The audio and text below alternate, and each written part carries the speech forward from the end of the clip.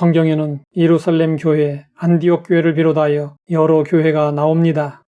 성경에 나오는 교회들은 그 교회가 세워진 지역의 명칭을 그대로 사용했습니다. 그런데 유일하게 상징적인 이름을 가진 교회가 하나 있습니다.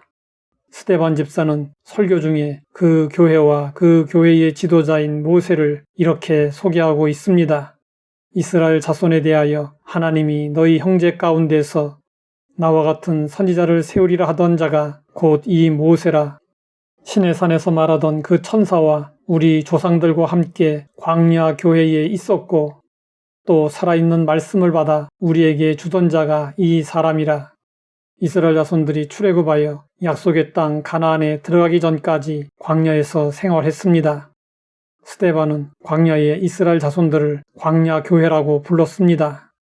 교회는 건물이 아니라 모임입니다.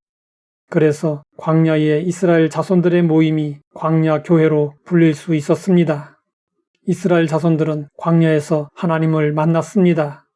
하나님을 만나는 장소는 하나님의 지시로 만들어진 회막이었습니다. 회막은 만남의 장막이라는 뜻입니다. 회막은 하나님을 만나는 면회소였습니다. 이스라엘 자손들은 광야에서 늘 하나님을 만나고 제사를 드렸습니다. 그래서 하나님이 계신 광야는 교회가 되었습니다. 하나님은 이스라엘 자손들에게 먹을 것을 주시고 마실 물을 주시고 낮에는 구름 기둥으로 밤에는 불 기둥으로 인도해 주셨습니다. 그리고 광야 이스라엘 자손들은 살아있는 말씀을 받았습니다. 살아계신 하나님의 입에서 나오는 말씀이기 때문에 그 말씀은 보통 말씀이 아니라 살아있는 말씀이었습니다. 이스라엘 자손들은 광야 생활을 하면서 하나님을 더 가까이 하며 분명하게 만나는 체험을 했습니다. 그런데 광야 교회에는 심각한 문제가 있었습니다. 스데반은 그 문제를 이렇게 지적했습니다. 우리 조상들이 모세에게 복종하지 아니하고자 하여 거절하며 그 마음이 도리어 애굽으로 향하여 아론더러 이르되 우리를 인도할 신들을 우리를 위하여 만들라. 애굽 땅에서 우리를 인도하던 이 모세는 어떻게 되었는지 알지 못하노라 하고 그때에 그들이 송아지를 만들어 그 우상 앞에 제사하며 자기 손으로 만든 것을 기뻐하더니 광야 교회의 첫 번째 문제는 이스라엘 자손들이 모세에게 복종하지 아니하고 거절한 것입니다. 하나님은 모세를 지명하셨습니다. 하나님은 모세를 통해서 말씀하셨습니다.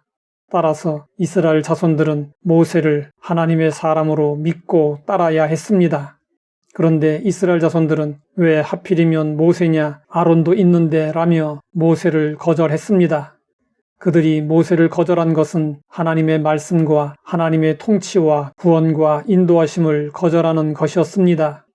광야 교회의 두 번째 문제는 이스라엘 자손들이 애굽을 그리워하며 애굽으로 되돌아가려 한 것입니다. 이스라엘 자손들의 출애굽 사건은 정말 극적인 사건이었습니다.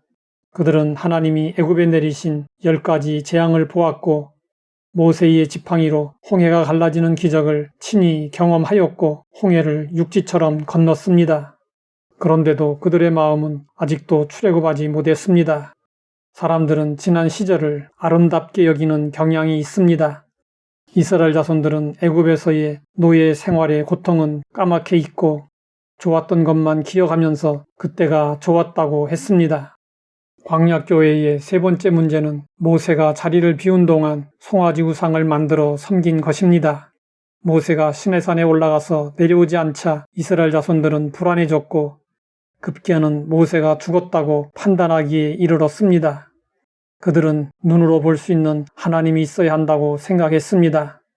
그래서 하나님의 형상으로 만든 것이 바로 황금 우상이었습니다. 이 일로 인해 하나님은 크게 진노하셨고 이스라엘 자손들을 심판하셨습니다. 광야 교회는 애굽과 가나안 사이에 존재하는 영적 훈련소입니다. 우리 모두는 지역을 초월하여 영적으로 광야 교회에 속해 있습니다. 우리도 이스라엘 자손들이 저지른 죄를 여전히 답습하고 있습니다. 구원은 받았지만 세상의 가치와 문화를 버리지 못하고 있습니다. 세상 것들을 하나님보다 더 소중하게 여기며 우상 숭배하고 있습니다. 그러므로 우리에게도 훈련이 필요합니다. 이스라엘 자손들처럼 온전히 하나님의 말씀에 순종하는 훈련을 받아야 하고 아직도 마음속에 남아있는 애굽적인 요소들이 다 지워지기까지 철저히 자신을 부인하는 훈련을 받아야 합니다.